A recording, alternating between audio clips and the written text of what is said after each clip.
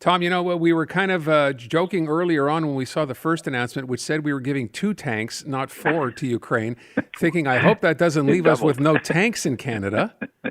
But, clearly this is a symbolic move and one that I think a lot of us believe is important for us. We've backed Ukraine all along in this, and this is what we're doing now. And I think most people agree with this. Do you? I think most people agree with it for sure. And I also believe if you look at it in proportion to the 31 advanced tanks, they're called Abrams, they're the American tanks that the U.S. is sending. Well, on the average 10-to-1 ratio we like to apply to Canada-U.S. stuff, it's not chump change. These are very important vehicles. Interestingly enough, Aaron, it's worth pointing out that these Leopards that Canada has were bought as used cars. Okay, these are used vehicles we bought from the Netherlands.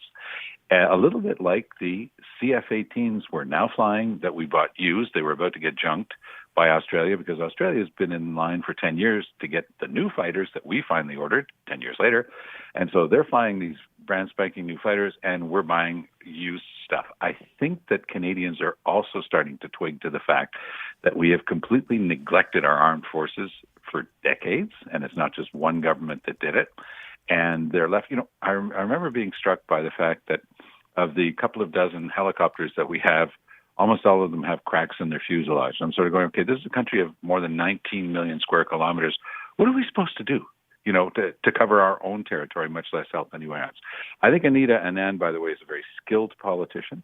Her way of expressing herself and going to the core of those arguments is excellent. And she, by the way, I do have really high-level gossip out of Toronto that she's working very hard just in case Mr. Trudeau decides that he's not going to run in the next election. She's working very hard to build up her own credentials so she can take a run at the leadership. So you can put that in your list of things. I'm not actually surprised. I was thinking because she's out there. I think a lot of people respect her. Canada's first ever female defense minister. That's almost not surprising to hear. It'll be an interesting take, though, between her and should Chrystia Freeland decide to run. And a certain fellow named Mark Carney, who's not a slouch either. Mm-hmm. Well, things are looking interesting. Now, by the way, Tom, we don't refer to them as used tanks. They're pre-owned. They're pre-owned. It makes them sound better. Well, if you know the Quebec word for used car, it's not voiture auto usagé, it's char usagé. But actually, char is the proper French word for a tank. So for once, you're probably talking about char usagé. Yeah, they got them at H. Gregor, I think, in their tank section. I'm not 100% sure. Put a tiger in your tank. Yeah, all right. Let's move over to this other story today. There are actually a couple of stories. First of all, if I can, just to go back for a second, and I know we touched on this yesterday, this idea now that you have the Western allies, and Germany was kind of the big holdout here as far as sending tanks. Is this impetus enough? And I asked you this in a different way yesterday with respect to what it might change in the situation between Russia and Ukraine. Does this give Russia pause and maybe reason to sit down and start talking about possibly peace? Well, that would be the best possible news that could come out of all of this. Of course, Putin doesn't seem to have any other gear except straightforward, but there are probably smarter people around him than that, and people who understand what this means long-term for their country. Even though they got through the first year of this war doing relatively well, it's not good for them long-term. They will become international pariahs, and the rest of the world is starting to figure out that a soft approach to dictators doesn't work. You watch Iran. You watch what's happening in North Korea. You watch the Russians and the Chinese not far behind with their designs on Taiwan. And you start to realize the world is actually a very dangerous place. And we better be prepared in case, something does go kablooey. Let's just hope that that is not at the higher end of the armament spectrum, because that would mean the end of so much of the world as we know it. So that's why you're right to keep coming back to the basic idea of who is working on peace right now? And the answer is nobody who's doing it above board, but you can be sure that there are lots of things being done on back channels. Just worth knowing a detail of history. During the Cuban Missile Crisis, one of the people who played a determining role, and you really have to dig to find this, was at the time his name was Pope John the 23rd, because he had a very ecumenical vision, and he had been working with the Orthodox churches, had established some contacts. And John F. Kennedy, the first Catholic president of the U.S., used Pope John the 23rd to connect with the patriarchs of the Russian Orthodox Church. And that was part of what was done to unwind that very dangerous situation back 60 years ago.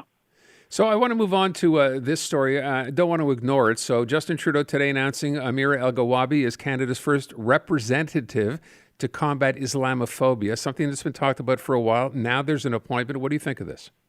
I think it's a very good idea. I mean, the same way Mr. Trudeau was to make sure that he put in place somebody who was going to be able to fight along, the most pernicious form of anti-religious bigotry that we've experienced for decades, if not centuries, which is anti-Semitism. And Erwin Cotler's been the person who's been taking care of that. Naming somebody to take care of to be responsible for understanding, discussing, and denouncing Islamophobia, I think is a very good thing.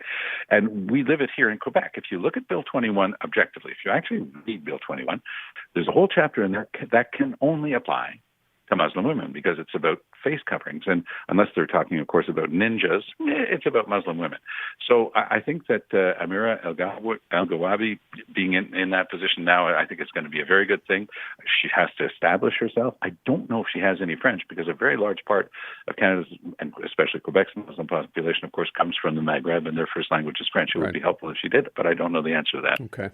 And then there's a story, I'm not sure how to react to this at all. So there's an independent Council of Canadian Academies, actually, releasing a report that says, and this is quite fascinating, the spread of COVID-19 misinformation in Canada cost at least 2,800 lives and $300 million in hospital expenses over a period of only 9 months of the pandemic. Yep. Wow. And I have no trouble believing those figures. But I can also guarantee you that if you go online now, I'm sure, you will find out that this is a vast conspiracy because, of course, this group, the Council of Canadian Academies, they receive funding from the federal government. Yeah. So you're never going to get away from the conspiracy theories on this stuff.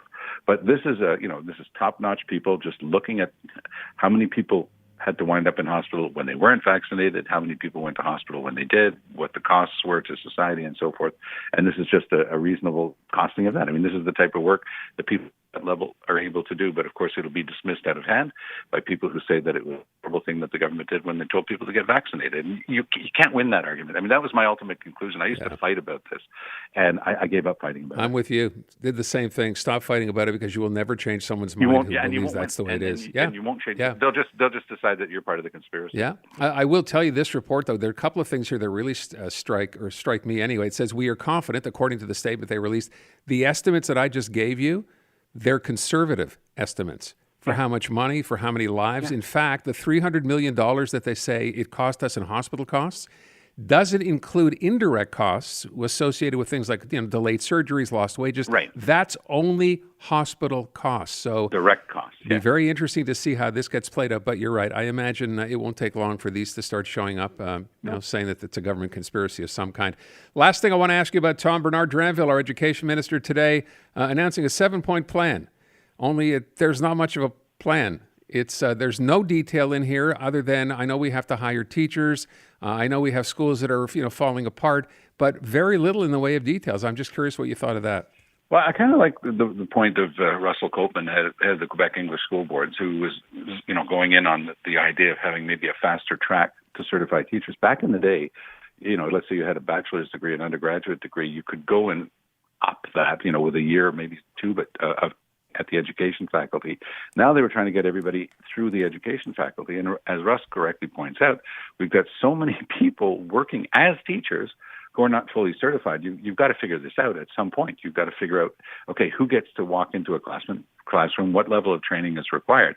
And I think that this is the type of flexibility that has to be shown. I'm very, very leery of Drainville because he was the guy behind the Charter of Values, and I'm just not confident of what he does in a political position of authority. But I'll keep an eye on this, and I think that this type of thing deserves a fair listening. I think he might be on the right track on some of this, but like you say, it's very spare on details. Yeah, it was suggested earlier on, maybe a lot of this has to do with the fact that La Presse story showed just how poor, French written exams people have been doing in those, and this kind of was the reason to do this. This is a big thing that we don't talk about too much on the English side because we don't have a very large proportion of the English students in private high schools. On the French side, because of the weakness of the public system, it's become like the high grade Frankfurt thing. It's a vicious circle, because the more people leave the system, the poorer the public system becomes. So parents will, scrimp and save to get their kids into a private high school, because they'll actually learn how to write with proper French grammar, which is much more complicated, of course, than English grammar. And that determines whether they wind up in this type of program, in a 3-year CJAD program, or they wind up going into a university program. And this is a very determining factor. This is very class-oriented, because here in Quebec, the private schools, of course, aren't private schools. They're subsidized largely by the public. So if somebody, in a town in Quebec is working hard but doesn't have quite enough money to send their kid to a private high school, their taxes are actually subsidizing their next door neighbor who's rich enough to send their kids to a private high school. So that's what they call our triple system here in Quebec. The private system that gets subsidies, that has to be on the operating table. But if you look at the number of ministers who send their kids to those private schools, they're not about to change that anytime soon. Then you have to look at the current public system, and then you have to look at the specialized schools. Where you wind up in a high school that has an international program. It does some selecting. It's a public high school, but not everybody gets in. So you've got the average kid in the middle not getting a very good public schooling in Quebec, and that is what's supposed to be on the table. Tom Mulcair. Tom, thank you so much. Talk to you soon. You bet.